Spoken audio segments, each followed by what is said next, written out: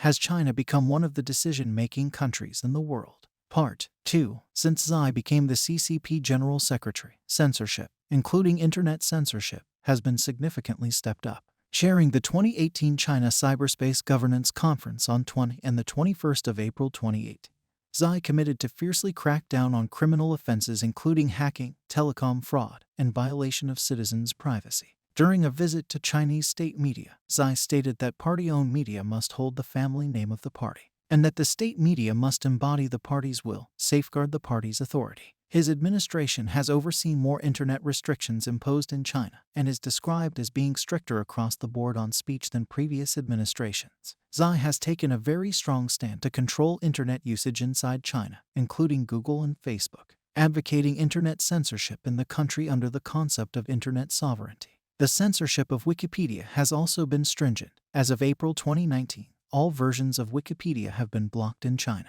Likewise, the situation for users of Weibo has been described as a change from fearing that individual posts would be deleted, or at worst one's account, to fear of arrest. A law enacted in September 2013 authorized a 3-year prison term for bloggers who shared more than 500 times any content considered defamatory. The State Internet Information Department summoned a group of influential bloggers to a seminar instructing them to avoid writing about politics, the CCP, or making statements contradicting official narratives. Many bloggers stopped writing about controversial topics, and Weibo went into decline, with much of its readership shifting to WeChat users speaking to very limited social circles. In 2017, telecommunications carriers in China were instructed by the government to block individuals' use of virtual private networks by February 2018. Xi has spoken out against historical nihilism, meaning historical viewpoints that challenge the official line of the CCP. Xi said that one of the reasons for the collapse of the Soviet Union has been historical nihilism. The Cyberspace Administration of China has established a telephone hotline for people to report acts of historical nihilism, while Taoxiao and Douyin urged its user to report instances of historical nihilism. In May 2021, the CAC reported that it removed 2 million online posts for historical nihilism. Political observers have called Xi the most powerful Chinese leader since Mao Zedong, especially since the ending of presidential 2-term limits in 2018. Xi has notably departed from the collective leadership practices of his post-Mao predecessors. He has centralized his power and created working groups with himself at the head to subvert government bureaucracy, making himself become the unmistakable central figure of the new administration. Beginning in 2013, the CCP under Xi has created a series of central leading groups, supra-ministerial steering committees, designed to bypass existing institutions when making decisions and ostensibly make policy-making a more efficient process. The most notable new body is the Central Leading Group for Comprehensively Deepening Reforms. It has broad jurisdiction over economic restructuring and social reforms, and is said to have displaced some of the power previously held by the State Council and its premier. Xi also became the leader of the Central Leading Group for Internet Security and Informatization, in charge of cybersecurity and internet policy. The third plenum held in 2013 also saw the creation of the National Security Commission of the CCP, another body chaired by Xi, which commentators have said would help Xi consolidate over national security affairs. In the opinion of at least one political scientist, Xi has surrounded himself with cadres he met while stationed on the coast, Fujian and Shanghai and in Zhejiang. Control of Beijing is seen as crucial to Chinese leaders. Xi has selected Kai Kai, one of the cadres mentioned above, to manage the capital. Xi has also been believed to have diluted the authority of Premier Li Keqiang, taking authority over the economy which has generally been considered to be the domain of the premier. In 2022, Xi appointed his close ally Wang Xiaohong as the Minister of Public Security, giving him further control over the security establishment. In its 6th plenary session in November 2021, CCP adopted a historical resolution, a kind of document that evaluated the party's history. This was the third of its kind after ones adopted by Mao Zedong and Deng Xiaoping. And the document for the first time credited Xi as being the main innovator of Xi Jinping thought while also declaring Xi's leadership as being the key to the great rejuvenation of the Chinese nation. In comparison with the other historical resolutions, Xi's one did not herald a major change in how the CCP evaluated its history. To accompany the historical resolution, the CCP promoted the terms 2 establishes and 2 safeguards, calling the CCP to unite around and protect Xi's core status within the party. The 20th National Congress of the Chinese Communist Party, held between 16 the 22nd of October 2022, has overseen amendments in the CCP Constitution and the re-election of Tsai as General Secretary of the CCP and Chairman of the CMC for a third term, with the overall result of the Congress being further strengthening of Tsai's power. The newly amended CCP Constitution included the terms 2 establishes and 2 safeguards, reinforcing Tsai's power. It also included concepts promoted by Tsai like common prosperity, Chinese-style modernization, and whole process people's democracy. The new Politburo Standing Committee elected just after the CCP Congress was filled almost completely with people close to Tsai, with 4 out of the 7 members of the previous PSC, including Premier Li Keqiang and CPPCC Chairman Wang Yang, stepping down. Li Keqiang, a close Tsai ally, became the second-ranking member of the PSC and is expected to become premier in 2023. Other allies of Tsai, including Kai Kai, Ding Zuxin, and Lai Zai, have also joined the PSC and are expected to become first secretary of the CCP Secretariat, first vice premier, and secretary of the Central Commission for Discipline Inspection, respectively. The only remaining members of the previous PSC except Tsai were Zhao Leji and Wang Huning, though their ranking and positions changed. Tsai's re-election made him the first party leader since Mao Zedong to serve more than 3 terms, though Deng Xiaoping ruled the country informally for a longer period. Tsai has had a cult of personality constructed around himself since entering office, with books, cartoons, pop songs, and dance routines honoring his rule. Following Tsai's ascension to the leadership core of the CCP, he had been referred to as Tsai Dada, Uncle or Papa Tsai, though this stopped in April 2016. The village of Liangjia, where Tsai was sent to work, has become a modern-day shrine decorated with CCP propaganda and murals extolling the formative years of his life. The CCP's Politburo named Tsai Jinping Lingxiu, a reverent term for leader and a title previously only given to Mao Zedong and his immediate successor Hua Guofeng. He is also sometimes called the pilot at the helm. On the 25th of December 2019, the Politburo officially named Tsai as People's Leader, Renmin Lingxiu, a title only Mao had held previously. In March 2018, the party-controlled National People's Congress passed a set of constitutional amendments including removal of term limits for the president and vice president, the creation of a National Supervisory Commission, as well as enhancing the central role of the CCP. On the 17th of March 2018, the Chinese legislature reappointed Tsai as president. Now without term limits, Wang Qishan was appointed vice president.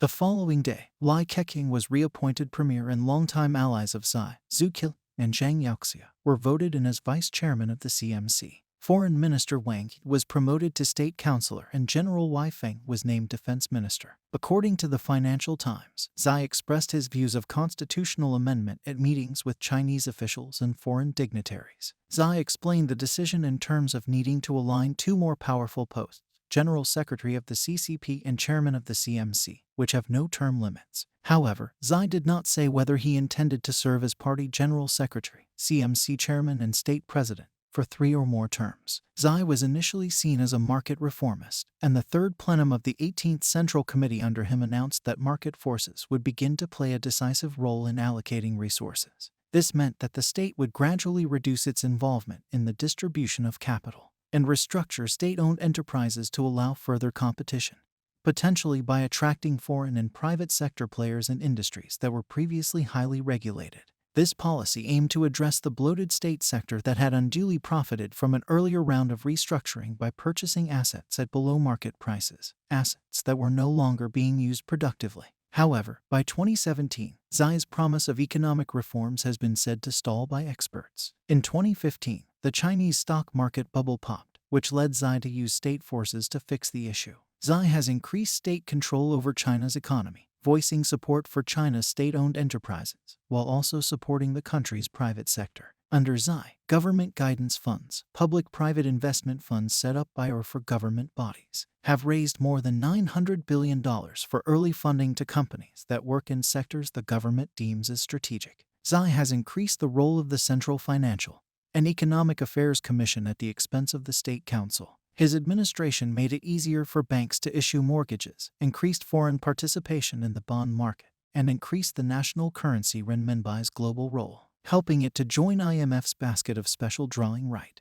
In the 40th anniversary of the launching of Chinese economic reforms in 2018, he has promised to continue reforms but has warned that nobody can dictate to the Chinese people. Xi has also personally made eradicating extreme poverty through targeted poverty alleviation a key goal. In 2021, Xi declared a complete victory over extreme poverty, saying that nearly 100 million people have been lifted out of poverty under his tenure. Though some experts said that China's poverty threshold was relatively lower than the one set by the World Bank. In 2020, Premier Li Keqiang, citing the National Bureau of Statistics, said that China still had 600 million people living with less than 1,000 yuan a month. Although an article from The Economist said that the methodology NBS used was flawed, stating that the figure took the combined income, which was then equally divided. China's economy has grown under Xi, with GDP in nominal terms more than doubling from $8.53 trillion in 2012 to $17.73 trillion in 2021. Though the rate of growth has slowed from 7.9% in 2012 to 6% in 2019. Xi has stressed the importance of high-quality growth rather than inflated growth. Xi has circulated a policy called dual circulation, meaning reorienting the economy towards domestic consumption while remaining open to foreign trade and investment. Xi has also made boosting productivity in the economy a priority. Xi has attempted to reform the property sector to combat the steep increase in the property prices and to cut Chinese economy's dependence on the real estate sector. In the 19th CCP National Congress, Xi declared houses are built to be inhabited, not for speculation. In 2020, Xi's government formulated the Three Red Lines policy that aimed to deleverage the heavily indebted property sector. Xi additionally has supported a property tax, for which he has faced resistance from members of the CCP. Xi's administration has promoted Made in China 2025 plan that aims to make China self-reliant in key technologies, although publicly China to emphasize this plan due to the outbreak of a trade war with the US. Since the outbreak of the trade war in 2018, Xi has revived calls for self-reliance, especially on the matters of technology. Xi's government has additionally allocated more than $100 billion to support China's efforts at semiconductor independence. The Chinese government has also supported technology companies like Huawei through grants, tax breaks, credit facilities, and other forms of assistance, enabling their rise but also leading to countermeasures by the US. In November 2020, The Wall Street Journal reported that Xi personally ordered a halt to Ant Group's initial public offering, in reaction to its founder Jack Ma criticizing government regulation in finance. Xi's administration has also overseen a decrease in offshore IPOs by Chinese companies, with most Chinese IPOs now taking place either in Shanghai or Shenzhen, and has increasingly directed funding to IPOs of companies that works in sectors it deems as strategic, including electric vehicles, biotechnology, renewable energy, artificial intelligence, semiconductors, and other high-technology manufacturing. Since 2021, Xi has promoted the term common prosperity, a term which he defined as an essential requirement of socialism, described as affluence for all and said entailed reasonable adjustments to excess incomes. Common prosperity has been used as the justification for large-scale crackdowns and regulations towards the perceived excesses of several sectors, most prominently tech and tutoring industries. The examples of actions taken against tech companies have included fining large tech companies and passing of laws such as the Data Security Law. China also banned private tutoring companies from making profits and teaching school syllabus during weekends and holidays, effectively destroying the whole industry. Xi additionally opened a new stock exchange in Beijing targeted for small and medium enterprises, which was another part of his common prosperity campaign. There have also been other numerous cultural regulations, such as limiting video game usage by minors to 90 minutes during weekdays and 3 hours during weekends, complete banning of cryptocurrency, cracking down on idol worship, fandom and celebrity culture, and cracking down on sissy men. In November 2013, at the conclusion of the third plenum of the 18th Central Committee, the Communist Party delivered a far-reaching reform agenda that alluded to changes in both economic and social policy. Xi signaled at the plenum that he was consolidating control of the massive internal security organization that was formerly the domain of Xu Yongke. A new National Security Commission was formed with Xi at its helm. The Central Leading Group for Comprehensively Deepening Reforms, another ad hoc policy coordination body led by Xi upgraded to a commission in 2018, was also formed to oversee the implementation of the reform agenda. Termed Comprehensive Deepening Reforms, Kuomintang Shenhua Gauge, they were said to be the most significant since Deng Xiaoping's 1992 Southern Tour. The plenum also announced economic reforms and resolved to abolish the laogai system of re-education through labor, which was largely seen as a blot on China's human rights record. The system has faced significant criticism for years from domestic critics and foreign observers. In January 2016, a two-child policy replaced the one-child policy, which in turn was replaced with a three-child policy in May 2021. In July 2021, all family size limits as well as penalties for exceeding them were removed. The party under Xi announced a raft of legal reforms at the fourth plenum held in the fall 2014, and he called for Chinese socialistic rule of law immediately afterwards. The party aimed to reform the legal system, which had been perceived as ineffective at delivering justice and affected by corruption, local government interference, and lack of constitutional oversight. The plenum, while emphasizing the absolute leadership of the party, also called for a greater role of the Constitution in the affairs of state, and a strengthening of the role of the National People's Congress Standing Committee in interpreting the Constitution. It also called for more transparency in legal proceedings, more involvement of ordinary citizens in the legislative process, and an overall professionalization of the legal workforce. The party also planned to institute cross-jurisdictional circuit legal tribunals, as well as giving provinces consolidated administrative oversight over lower-level legal resources, which is intended to reduce local government involvement in legal proceedings. Since taking power in 2012, Xi has undertaken an overhaul of the People's Liberation Army. Military-civil fusion has advanced under Xi. Xi has been active in his participation in military affairs, taking a direct hands-on approach to military reform. In addition to being the chairman of the CMC and leader of the Central Leading Group for Military Reform founded in 2014 to oversee comprehensive military reforms, Xi has delivered numerous high-profile pronouncements vowing to clean up malfeasance and complacency in the military. Xi has repeatedly warned that the depoliticization of the PLA from the CCP would lead to a collapse similar to that of the Soviet Union. Xi held the New Gushan Conference in 2014, gathering China's top military officers, re-emphasizing the principle of the party has absolute control over the army first established by Mao at the 1929 Gushan Conference. Xi announced a reduction of 300,000 troops from the PLA in 2015, bringing its size to 2 million troops. Xi described this as a gesture of peace, while analysts such as Rory Medcalf have said that the cut was done to reduce costs, as well as part of PLA's modernization. On 2016, he reduced the number of theater commands of the PLA from 7 to 5.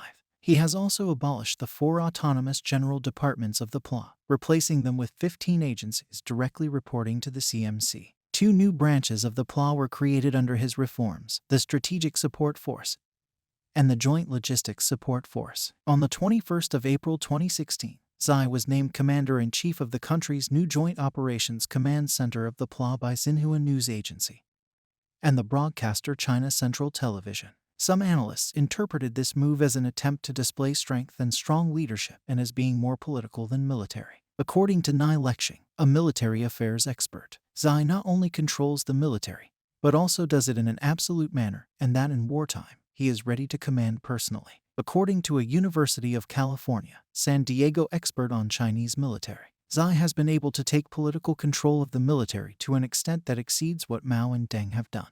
Xi has taken a harder line on security issues, as well as foreign affairs, projecting a more nationalistic and assertive China on the world stage. His political program calls for a China more united and confident of its own value system and political structure. Foreign analysts and observers have frequently said that Xi's main foreign policy objective is to restore China's position on the global stage as a great power. Addressing a regional conference in Shanghai on the 21st of May 2014, he called on Asian countries to unite and forge a way together, rather than get involved with third-party powers, seen as a reference to the United States. Matters in Asia ultimately must be taken care of by Asians. Asia's problems ultimately must be resolved by Asians, and Asia's security ultimately must be protected by Asians, he told the conference. Xi has promoted major country diplomacy, stating that China is already a big power and breaking away from previous Chinese leaders who had a more precautious diplomacy. He has adopted a hawkish foreign policy posture called wolf warrior diplomacy, while his foreign policy thoughts are collectively known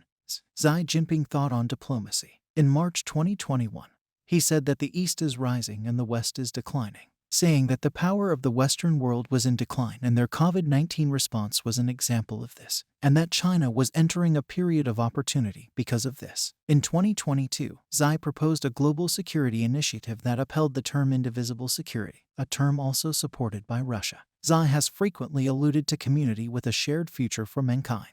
which Chinese diplomats have said doesn't imply an intention to change the international order, but which foreign observers say China wants a new order that puts it more at the center. Under Xi, China has, along with Russia, also focused on increasing relations with the global south in order to blunt the effect of Western sanctions. Xi has put an emphasis on increasing China's international discourse power to create a more favorable global opinion of China in the world. In this pursuit, Xi has emphasized the need to tell China's story well, meaning expanding China's external propaganda and communications. Xi has expanded the focus and scope of the United Front, which aims to consolidate support for CCP and non-CCP elements both inside and outside China, and has accordingly expanded the United Front Work Department. Under Xi, China has cut back lending to Africa after fears that African countries couldn't repay their debts to China. Xi has also promised that China would write off debts of some African countries. In November 2021, Xi promised African nations 1 billion doses of China's COVID-19 vaccines, which was in addition to the 200 million already supplied before. This has been said to be part of China's vaccine diplomacy. Soon, we will publish Part 3